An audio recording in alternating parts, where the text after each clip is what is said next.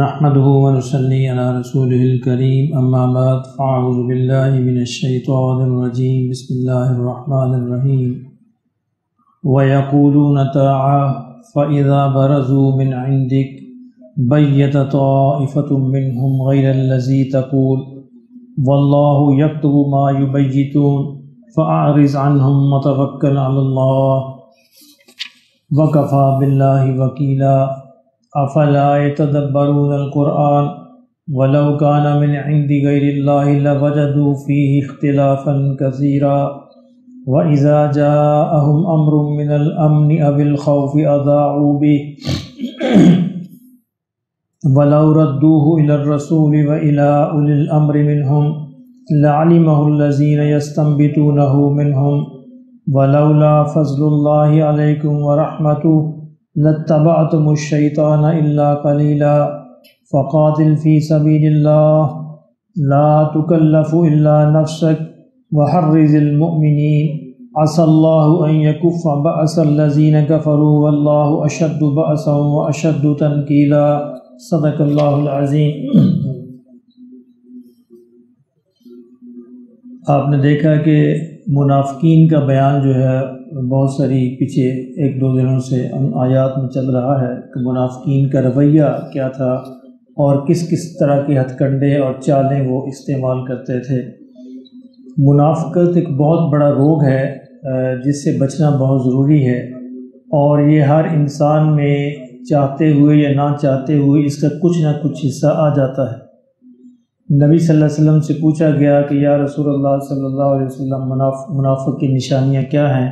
تو آپ نے فرمایا کہ بات کرے تو جھوٹ بولے، بات کرے جھوٹ بولے، جب اس کے پاس کوئی امانت رکھوائی جائے تو اس میں خیانت کرے اور اپنے وعدے کو پورا نہ کرے، دھوکہ دے، وعدہ پورا نہ کرے۔ تو اس حوالے سے اگر انسان اپنا جائزہ لے تو کوئی نہ کوئی خامی انسان میں پائی جاتی ہے، اس کو دور کرنا موت سے پہلے ضروری ہے تاکہ ہم منافقت کا بیج لے کر آخرت میں نہ چلے جائیں، کیونکہ منافقوں کو جہنم کی سب سے نچلی سطح پر پھینکا جائے گا۔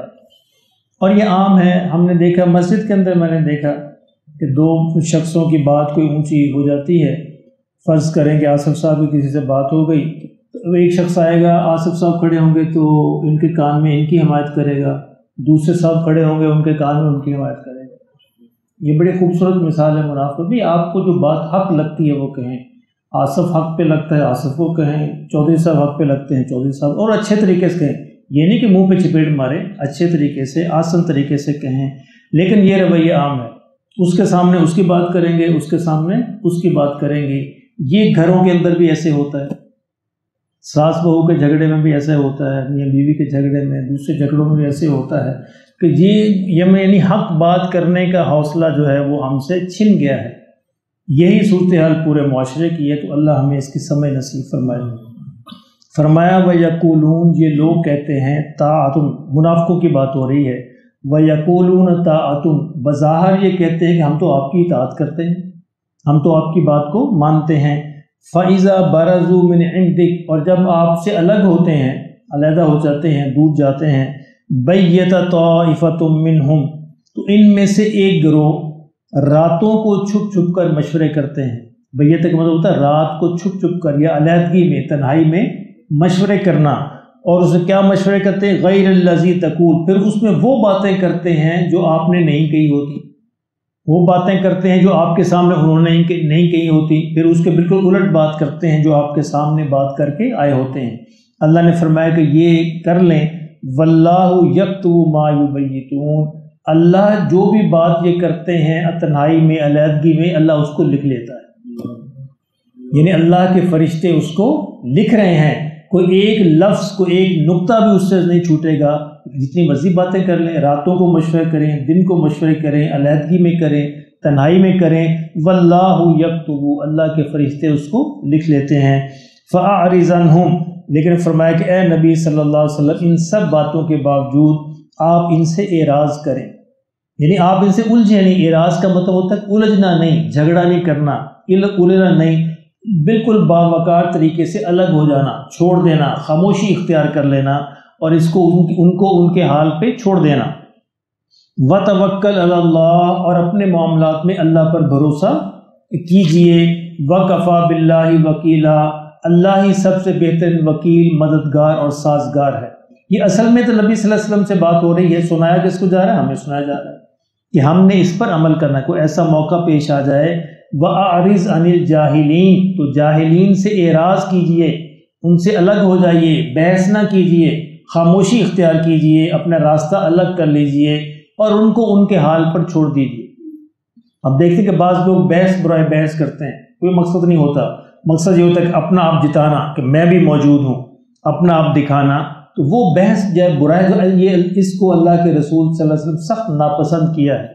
اس سے اعراض کا حکم ہے کہ آپ خاموشی اختیار کیجئے، اپنا راستہ الگ کر لیجئے۔ افلا یتدبرون القرآن، فرمایا کہ یہ لوگ جو ہیں، یا منافقوں کی بات ہو رہی ہے کہ یہ لوگ جو ہیں، اگر ان کو آپ کی رسالت میں شک ہے، اس لیے باتیں کرتے ہیں نا، اگر ان کو آپ کی رسالت میں شک ہے، افلا یتدبرون القرآن، تو قرآن پہ غور کیوں نہیں کرتے؟ یعنی قرآن جیسی عظیم الشان کتاب جو ہے، فرمایا کیا کسی ایسے شخص کی زبان سے جاری ہو سکتی ہے کہ جو خدا نہ خواستہ جس کا کردار جو اس طرح کا، جس طرح یہ باتیں کرتے ہیں، یہ ممکن ہی نہیں تھا۔ یعنی 40 برس نبی صلی اللہ علیہ وسلم خاموشی اختیار کی، آپ کی زبان سے کوئی ایک شعر تک ادا نہیں ہوا، کبھی آپ نے کوئی ایسی بات نہیں کی، اور 40 برس کے بعد یکدم سے آپ کھڑے ہوتے ہیں کوہ صفا پہ، اور انتہائی خوبصورت کلام آپ کی زبان پر جاری ہو جاتا ہے۔ یہ کہاں سے ہے؟ یہ خود اس بات کا ثبوت تھا کہ یہ کلام یہ خود نہیں بناتے، کسی کا عطا کرتا ہے، کہیں اور سے آتا ہے۔ فرمایا یہ کلام پہ، اس قرآن پہ غور کر لیں، وَلَوْ كَانَ مِنْ عِنْدِ غَيْرِ اللَّهِ، اگر یہ قرآن غیر اللہ کی طرف سے ہوتا، اللہ کی طرف سے نہ ہوتا، لَوَجَدُوا فِيهِ اخْتِلَافًا كَثِيرًا، تو تم قرآن کے اندر بہت سے اختلافات پاتے، تضادات پاتے، کنٹرڈکشنز اس کے اندر ہوتی۔ کیوں کہ دیکھیں قرآن کتنے برس میں نازل ہوا؟ 23 برس میں۔ 23 برس میں مختلف آیتیں مختلف مقامات پر، مختلف صورتوں کی مختلف رکوع، مختلف آیتیں نازل ہوتی رہیں، اور پھر ان کو بعد میں یکجا کیا گیا، بعد میں ان آیات کو متعلقہ صورتوں میں پھر صورتیں کمپائل کی گئیں، قرآن کمپائل کیا گیا، لیکن کہیں بھی کوئی اختلاف موجود نہیں ہے، کوئی آیت کنٹراڈکٹ نہیں کرتی، ایک دوسرے کے خلاف نہیں ہے، تضاد نہیں ہے۔ 23 برس میں عام آدمی بندہ تو بھول جاتا ہے، ایک ہی بات کرنے لگے تو کبھی ایک بات کرے گا، دوسری بات کرے گا، پھر تیسری بات کرے گا۔ اللہ نے فرمایا یہ بھی اس بات کا ثبوت ہے کہ یہ کلام میرا کلام ہے۔ یعنی قرآن مجید کے اللہ نے جو دعویٰ کیا ہے قرآن مجید میں، ایک تو یہ دعویٰ کیا نا کہ اگر تم یہ سمجھتے ہو کہ انسانوں کا ہے تو اس جیسی ایک صورت بنا لو، اگر ایسی نہیں بنا سکتے تو پھر سمجھ لو کہ یہ اللہ کا کلام ہے۔ دوسرا دعویٰ یہ ہے کہ اگر یہ خدا کا کلام نہیں ہے تو اس کے اندر اختلافات ہونے چاہیے، کنٹراڈکشنز ہونی چاہیے، تضادات ہونی چاہیے، آیتیں ایک دوسرے کے متضاد ہونی چاہیے، جبکہ ایسا نہیں ہے۔ پورا الف الحمدللہ سے والناس تک پڑھ جائیے، کوئی چیز ایک دوسرے کی متضاد نہیں ہوگی، مخالف نہیں ہوگی، ساری ایک ہی ردم کے اندر بات چلے گی۔ اذا جاءہم امر من الامر، فرمایا یہ لوگ جو ہیں منافقین، جو ان کا رویہ یہ ہے، اذا جاءہم امر من الامر، ان کے پاس جب کوئی اچھی خبر پہنچتی ہے، اول خوف، یا کوئی بری خبر پہنچتی ہے، اذاعوا بی، تو یہ اس کو پھیلانا شروع کر دیتے۔ اب اس میں کیا اچھی خبر میں کیا حماقت ہے؟ ہو سکتا ہے وہ بھی سچی نہ ہو، یعنی بغیر تحقیق کیے ہوئے یہ بات کو پھیلانا شروع کر دیتے ہیں۔ یہ بھی اسی بات کی ہے تعلیم کہ بغیر تحقیق کیے ہوئے اچھی بات کو بھی نہیں بتانا چاہیے جب تک آپ کو کنفرم نہ ہو۔ اگر کنفرم ہے اچھی خبر بھی تو پھر آگے بتائیے، اور بری بات تو ویسے دبا دینا چاہیے، اس کو نہیں بتائیں۔ فرمایا کہ ان کا ایک دوسرا رویہ یہ ہے منافقین کا، ان کے پاس جب بھی کوئی اچھی یا بری بات پہنچتی ہے تو یہ اس کو معاشرے میں پھیلانا شروع کر دیتے ہیں۔ وَلَوْ رَدُّوهُ إِلَى الرَّسُولِ وَإِلَىٰ أُولِي الْأَمْرِ، فرمایا اگر یہ اس بات کو رسول کی طرف لوٹاتے، یعنی رسول سے پوچھ لیتے صلی اللہ علیہ وسلم، وَإِلَىٰ أُولِي الْأَمْرِ، اور یا ان لوگوں سے پوچھ لیتے جن کو رسول نے کوئی ذمہ داری دی ہوئی ہے، یعنی جن کے ذمے کچھ معاملات ہیں، جو کسی بھی معاملے کے ذمہ دار ہیں، تو بات کو پھیلانے سے پہلے یا تو اللہ کے رسول موجود ہیں، ان سے اس کی تحقیق کر لیتے، اور یا ان لوگوں سے پوچھ لیتے جن کو نبی نے کوئی ذمہ داریاں دی ہوئی ہیں، ان کے ذمے کچھ کام لگائے ہوئے ہیں، اولِ الامر ہے کسی کام کے، لَعَلِمَهُ الَّذِينَ يَسْتَنبِطُونَهُ مِنْهُمْ، تو ان کو ان باتوں کی حقیقت معلوم ہو جاتی، ان باتوں کی تہ تک، استنباط کہتے ہیں کسی بات کی تہ تک پہنچنا، تہ میں جا کر کوئی چیز نکال کے لے آنا. تو اگر یہ پوچھ لیتے اللہ کے رسول سے اور یا ان لوگوں سے جن کو اللہ کے رسول نے کوئی ذمہ داریاں دی ہوئی ہیں، تو ان کو ان باتوں کی حقیقت معلوم ہو جاتی. گویا کیا اس میں سبق کیا ہے کہ کوئی بھی خبر اچھی ہو یا بری ہو، کسی ذمہ دار آدمی سے اس کی تحقیق کرنی چاہیے، اور جب تک کسی ذمہ دار سورس سے، ذرائع سے اس کی تحقیق نہ ہو، اس بات کو پھیلانا نہیں چاہیے، اپنے تک رکھنا چاہیے. وَلَوْلَا فَضْلُ اللَّهِ عَلَيْكُمْ وَرَحْمَتُهُ، فرمایا اگر آپ پر اللہ کا فضل اور رحمت نہ ہوتی، یعنی کن پر؟ مسلمانوں پر، جو مخلص مسلمان تھے. لَاتَّبَعْتُمُ الشَّيْطَانَ إِلَّا قَلِيلًا، تو فرمایا ان میں سے اکثر لوگ جو ہے شیطان کی پیروی میں چل پڑتے، سوائے چند ایک کے بچتے، باقی سارے شیطان کی پیروی میں چل پڑتے. لیکن چونکہ اللہ کا فضل اور کرم ہے، اس لیے اللہ نے ان کو بچا کر رکھا ہے.